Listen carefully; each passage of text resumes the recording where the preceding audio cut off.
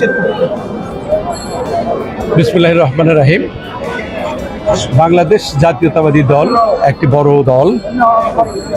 এই দলের নেতাকর্মী অনেক। আমরা যারা যে সমস্ত এলাকায় কাজ করছি, আমরা বিভিন্ন জায়গায় যাচ্ছি এবং আমাদের ভারপ্রাপ্ত চেয়ারম্যান জনাব তারেক রহমানের ৩১ দফা মানুষের মাঝে নিয়ে যাচ্ছি। মানুষ ব্যাপক আগ্রহ দিয়ে আমাদের এই ৩১ দফার লিফলেটগুলো নিচ্ছে এবং তারা আমাদের সামনেই পড়াশোনা করছে। ইতিমধ্যেই বাংলাদেশের প্রতিটি অঞ্চলেই মোটামুটি হয়েছে লিফলেট বিতরণ।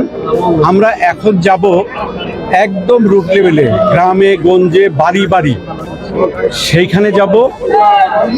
আমাদের লিফলেট সব জায়গায় বিতরণ করব এবং মানুষের মাঝে ব্যাপক উদ্দীপনা দেখা দিচ্ছে।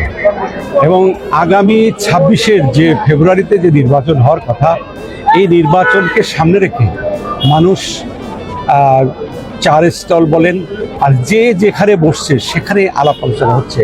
আগামী নির্বাচন অবাধ সুষ্ঠু একটা নির্বাচন হবে। সেই নির্বাচনে বাংলাদেশ জাতীয়তাবাদী দলকে ব্যাপক ভোটের ব্যবধানে আমাদের জয়লাভ করাবে, এটা মানুষের মধ্যে সবসময় আছে।